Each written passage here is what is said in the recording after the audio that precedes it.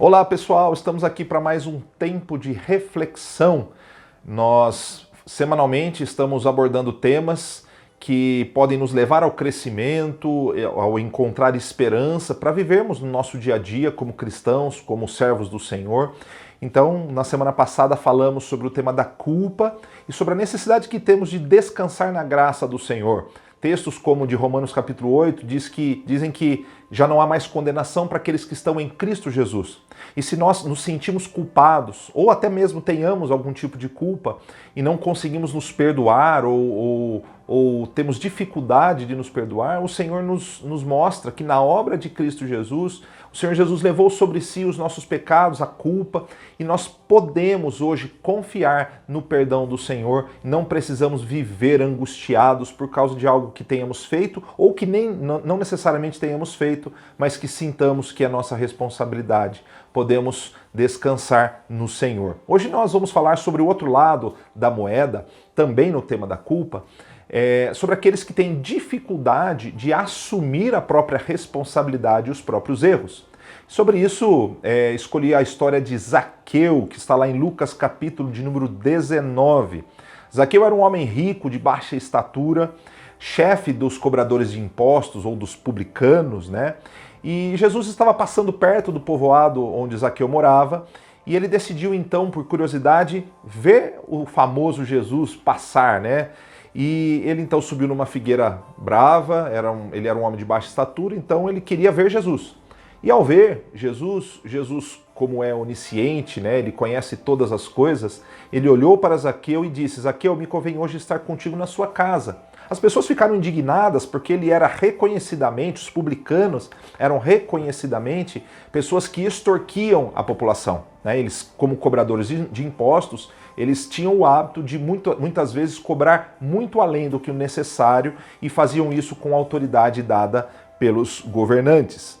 Zaqueu compreendeu que aquela era uma oportunidade de conhecer mais o mestre de Nazaré, mas se por um lado havia curiosidade por parte de Zaqueu, havia intenção de Jesus de transformar a vida daquele homem tão desprezado pelo povo por sua postura autoritária, muitas vezes arrogante. Zaqueu, então, eu imagino que sentou à mesa com Jesus, serviu do bom e do melhor, e nessas conversas ele entendeu a mensagem do Mestre. E imediatamente ele se coloca como um pecador, arrependido, disposto a doar metade dos seus bens aos pobres e de até restituir 4 vezes mais a quem ele tivesse extorquido ou prejudicado, né?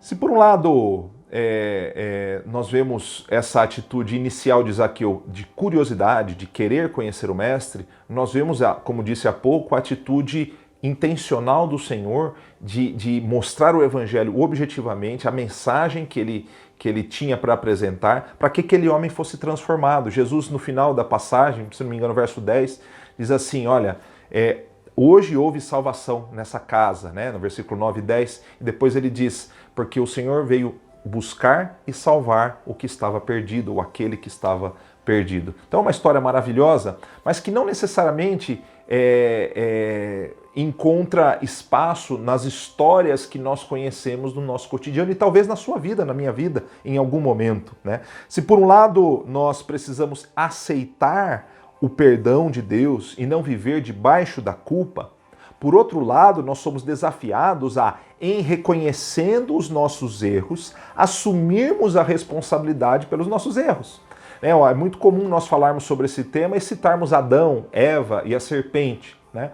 E não vou entrar no tema de Eva, que é um pouco mais polêmico, mas Adão, quando foi questionado por Deus por sua desobediência, ele disse, Senhor, foi a mulher que o Senhor me deu, que me deu esse fruto para comer, e eu comi. Tá? Então, Adão ele não assumiu a responsabilidade por aquele ato. E foi uma atitude arrogante da parte de Adão e que muitas vezes se reflete nas nossas atitudes como seres humanos. Nós precisamos assumir os nossos erros. Imediatamente, quando nós descobrimos alguma coisa errada, né, alguma coisa suja que precisaria estar limpa ou fora do lugar, é muito comum que as pessoas digam o seguinte, olha, não fui eu. Não fui eu que fiz, não foi eu que fiz. E essa terceirização da culpa é um problema para a nossa vida com Deus. Porque muitas vezes a responsabilidade é nossa. Então, se por um lado precisamos descansar na graça, nós não podemos terceirizar a nossa culpa e nem fazer de conta que nós não temos essa responsabilidade, né? Olhar para a realidade de quem nós somos, como Zaqueu fez, né? Muitos são egoístas, muitos são manipuladores, mimados, estúpidos. Irmãos, eu não estou sendo agressivo, estou falando nós como seres humanos. Nós queremos as coisas do nosso jeito. Outros não assumem os próprios erros e procuram, como disse, terceirizar essa culpa. O pior é que algumas pessoas parecem muitas vezes buscar a Deus. São cristãos autênticos, ou pelo menos nominais, né? Cristãos que leem a Bíblia, cristãos que ouvem músicas, que ouvem pregadores, que vão à igreja, que se envolvem nos ministérios. E essa atitude muitas vezes mascara a necessidade que temos de assumir a nossa culpa e corrigir os nossos caminhos. Zaqueu foi ver Jesus, assim como nós muitas vezes vamos à igreja, né? Mas quando o Senhor Jesus fala ao nosso coração, ele nos desafia a uma mudança de atitude. Se hoje eu e você estamos ouvindo o testemunho aqui de Zaqueu, a história de Zaqueu, a voz do Senhor, então nós precisamos acatar essa mensagem, procurar em nós, pedir ao Senhor que sonde o nosso coração, veja se há em nós algum caminho errado e mudar de atitude, né? Nós podemos encontrar diversos textos, como Hebreus 3, João 13, que fala justamente disso, que nós precisamos ouvir e praticar a palavra, né? O Senhor nos livra da culpa e nós devemos descansar na graça, mas a verdadeira transformação envolve o reconhecimento de que nós somos pecadores. Nós temos responsabilidade e erros que precisam ser corrigidos na nossa conduta. Por isso, vamos corrigir a nós mesmos. Vamos pedir ao Senhor que mostre aquilo que está errado em nós, como o Salmo 139 nos diz. Peça perdão a Deus. Arrependa-se do seu erro. Arrependa-se do seu pecado. Não tenha vergonha, porque o Senhor já perdoa aqueles que buscam, aqueles que querem ser restaurados por Ele. E, na medida do possível, restitua as pessoas a quem você ofendeu.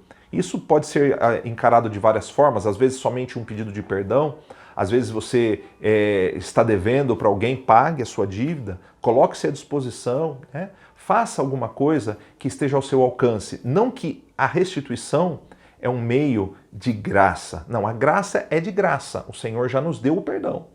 Mas às vezes é necessário que um pedido de perdão seja feito, o pagamento de uma dívida seja feito, para que nós vivamos como autênticos cristãos, chamados e abençoados pelo Senhor. Então, descanse na graça, creia no perdão do Senhor, mas também não terceirize a responsabilidade pelos seus erros. Corrija-se enquanto é tempo e viva como um cristão autêntico. Que Deus os abençoe, uma grande semana.